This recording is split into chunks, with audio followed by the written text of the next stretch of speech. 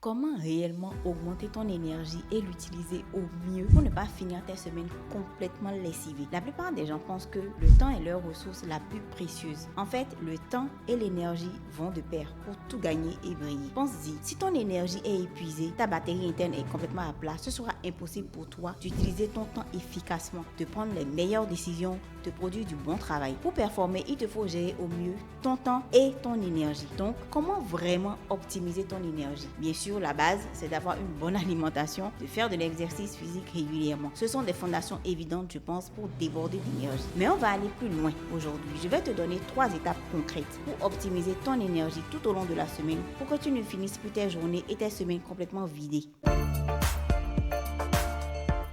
Bienvenue sur ma chaîne. Si tu es nouveau par ici, je suis Olivia, ta coach en productivité. Et dans ce podcast, je te parle d'organisation, de gestion du temps, de productivité. Pour aller plus loin, tu peux aussi prendre un rendez-vous gratuit avec moi. Je vais t'accorder 30 minutes pour échanger sur tes problématiques d'organisation et te donner des pistes concrètes pour booster ta productivité au quotidien. Le lien de mon agenda est dans la description de la vidéo. Ne me dis pas tes priorités, montre-moi ton calendrier. Tu connais peut-être cette citation, elle est de Shane Parrish et elle dit l'essentiel. On a tous 24 heures dans une journée. Mais si tu ne fais pas attention, tu dédies la plus grande partie à des choses qui t'épuisent, mais inutilement. La première étape, donc, c'est de faire un peu d'introspection pour identifier les voleurs d'énergie. Quelles sont ces choses qui épuisent ton énergie sans que tu t'en rendes vraiment compte? Tes voleurs d'énergie, ce sont ces petites habitudes, parfois anodines, qui pompent ta vitalité tout au long de la journée. Ça peut être par exemple le multitâche, oui. En plus de ne pas te faire avancer comme il faut, travailler sur plusieurs choses à la fois pendant de longues heures dans la journée, ça peut être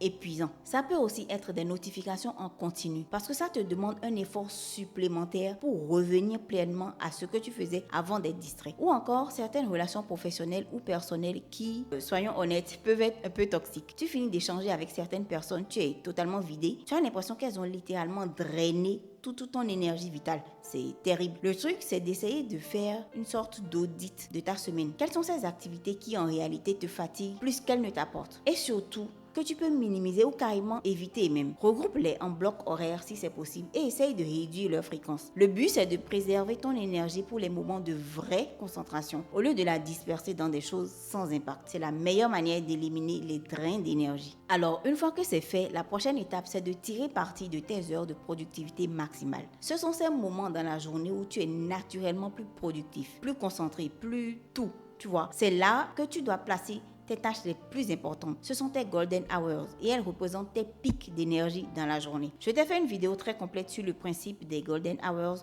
Je te mettrai le lien quelque part par ici et aussi dans la description pour que tu puisses y revenir en détail. Mais en gros, pendant ces heures-là, ton cerveau est au top. Donc, tu dois concentrer les actions qui demandent vraiment ta pleine attention à ces moments-là. Et si tu peux, tu délègues le reste. Oui, déléguer, ça peut paraître intimidant, surtout quand on a l'habitude de tout faire soi-même. Avant de déléguer certaines tâches répétitives dans mon business à des membres de mon équipe, j'avais toujours cette impression que ce ne sera jamais aussi bien fait que par moi-même. Alors que ça me prenait énormément de temps et d'énergie. Aujourd'hui, avec le recul, je me rends bien compte que j'ai bien fait de lâcher prise. En fait, j'aurais même dû prendre cette décision depuis longtemps. Déléguer, ce n'est pas seulement confier un travail à quelqu'un. C'est une façon de libérer ton énergie pour te concentrer sur ce qui compte vraiment pour toi, tes clients, ton business. Prenons un exemple simple. Imaginons que chaque matin, tu passes 1 heure à organiser tes mails, planifier tes contenus hebdomadaires ou interagir sur tes réseaux sociaux ou encore, comme je le faisais, passer plusieurs heures à monter des vidéos chaque semaine. Si tu pouvais automatiser cette organisation ou même demander de l'aide, un assistant par exemple, ou un community manager, si c'est possible, tu pourrais récupérer tout ce temps pour des activités plus stratégiques comme réfléchir à des projets de fond, faire avancer tes objectifs à long terme. En fait, déléguer ou automatiser ces petites tâches permet de rester focalisé sur ce que toi seul et ton expertise peut vraiment accomplir. Tout le reste, quelqu'un d'autre peut le faire et tu gagnes du temps et de l'énergie. Dernière étape, parlons récupération. Ton énergie, ce n'est pas une ressource inépuisable. Pour bien fonctionner, tu as besoin de pauses régulières, de vrais moments de récupération et bien sûr d'un bon sommeil. Prendre le temps de te recharger, ça peut paraître banal. On sait pertinemment que ça nous ferait du bien, mais combien de fois on repousse ces pauses sous prétexte de finir la tâche plus rapidement et après on se sent encore plus fatigué. Pense aux pauses d'énergie, un petit break pour te lever, te dégourdir les jambes ou carrément faire une micro-sieste. À qui ce n'est jamais arrivé de poser juste la tête sur le bureau repos et fermer les yeux quelques minutes parce qu'on est au bout du bout. Tu vois l'état dans lequel tu es en te réveillant, comme lorsque tu branches ton portable pendant 15 minutes, ça a le même effet. Ton niveau d'énergie remonte, tu es plus alerte, plus concentré. Une petite sieste, une pause de 15 minutes sans écran peut faire une différence énorme dans ta journée. Et le soir venu, assure-toi de préparer ton corps et ton esprit au repos. Essaye de couper les écrans un peu avant de dormir, garde des horaires de sommeil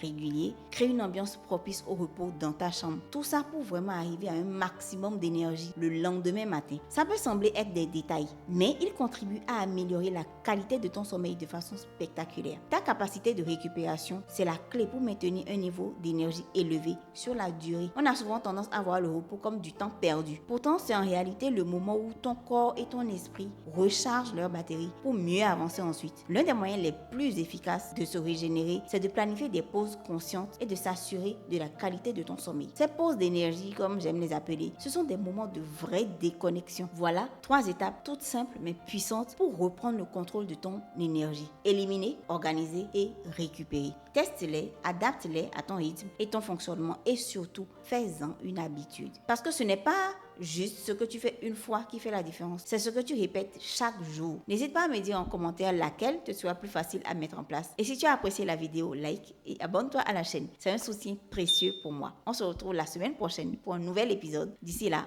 prends soin de toi. Ciao.